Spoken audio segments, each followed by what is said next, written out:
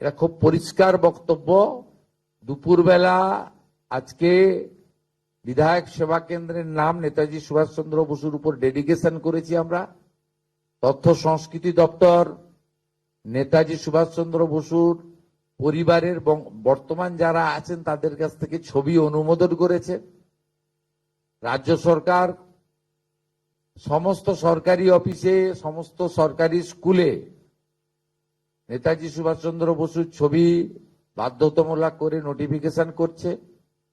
তথ্য সংস্কৃতি দপ্তর ছবি তৈরি করে প্রত্যেক বিধায়ককে প্রত্যেক সরকারি দপ্তরে পাঠানোর ব্যবস্থা করছে, কয়েকদিনের মধ্যে পেয়ে যাবেন। আজ বিকালেই ওনার পরিবারের সঙ্গে তথ্য সংস্কৃতি প্রিন্সিপাল সেক্রেটারি মিট করে ছবি অনুমোদনে নিয়ে এসছেন। আমরা তো একদিকে এটা করেছি, সাথে সাথে যারা এই ধরনের কাজ করেছেন আমাদের সাইবার ক্রাইমের মধ্যে যারা আছে, আমাদের ডিজিপি আছেন, ডিজিপি সাহেব নিজে এটা দেখে নেবে। এতক্ষণ আমরা মুখ্যমন্ত্রীর বক্তব্য শুনলাম। তো উনি পরিষ্কার বলছেন, যারা সোশ্যাল মিডিয়ায় অর্থাৎ যারা ফেসবুক ইউটিউবে নেতাজির সম্বন্ধে কুরুচিকর মন্তব্য করেছেন, আপনারা সাবধান হয়ে যান, আপনাদের যে কোনো মুহূর্তে অ্যারেস্ট করে নেবে। তো অনন্ত মহারাজকে বঙ্গভূষণ উপাধি দিয়েছিল রাজ্য সরকার, এটাকে কিন্তু সরকার কেড়ে নিয়েছে।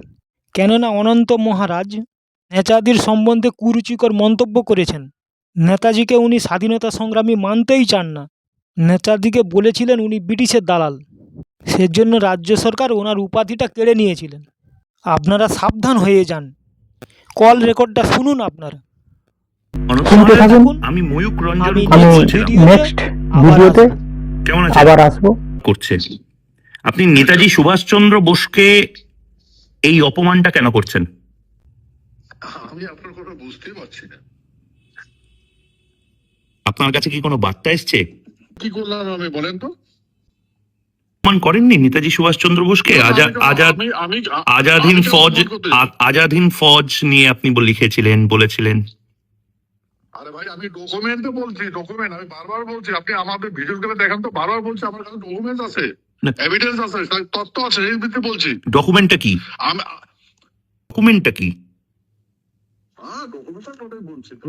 এরকম করে পুস্তক করলে হবে? আমি গেলে কারো সমস্যা নিয়ে বলবো না, ময়ূকের একটাই উত্তর, একটাই প্রশ্ন, একটাই জিজ্ঞাসা, যে নেতাজি সুভাষচন্দ্র বোসকে নিয়ে আপনি যে ধরনের কথাবার্তা বলছেন, এটা আপনাকে কে বলতে বলেছে? কেউ কি স্পেসিফিক্যালি বলেছে বলতে, না এটা আপনার নিজের মস্তিষ্ক প্রসূত? কথা বলছেন মশাই? না না, আমাকে কে বলতে বলে? আমাকে কে বলবে? তাহলে হঠাৎ এরকম জিনিসপত্র বলছেন? ঠিক করে বলেন। না না, ঠিক করেই বলছি। আমি একটা জিনিস আপনাকে কি টু মাচ হয়ে গেছেন আপনি দেখি। আমি বারবার বলছি আমি কিচ্ছু বলিনি, এভিডেন্স বলছে ভাই। মানে আমি একটা কথা আমার মন করার কথা বলিনি। না, সেটা কি একটু বলুন না, আপনার নিজের বক্তব্যটাই বলুন না।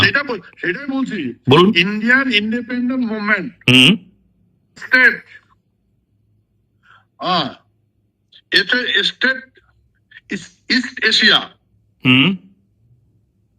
এটা আপনি দেখেন, এখানে বিস্তারিত আছে। মানুষজনের যে ভাবাবেগে আঘাত লাগছে, সেটার জন্য কি আপনি ক্ষমা প্রার্থী বা দুঃখিত? ভাবাবেগে আঘাতই করি নাই, তা আমি দুঃখিত হবো।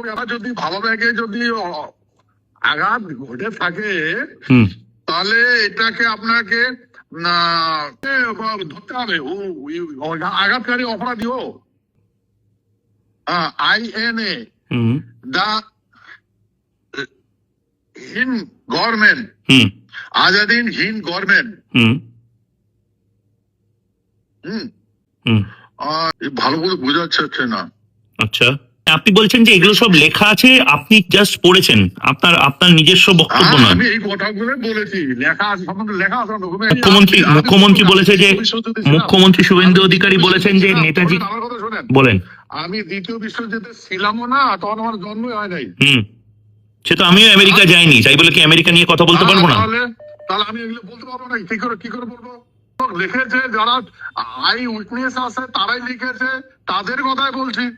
তা আমি অপরাধী হলাম কি করে ভাই? নেতাজিকে নিয়ে যারা সোশ্যাল মিডিয়ায় কুরুচিকর মন্তব্য করছে, তাদের কি প্রয়োজনে জেল হবে বলে মুখ্যমন্ত্রী বলেছেন?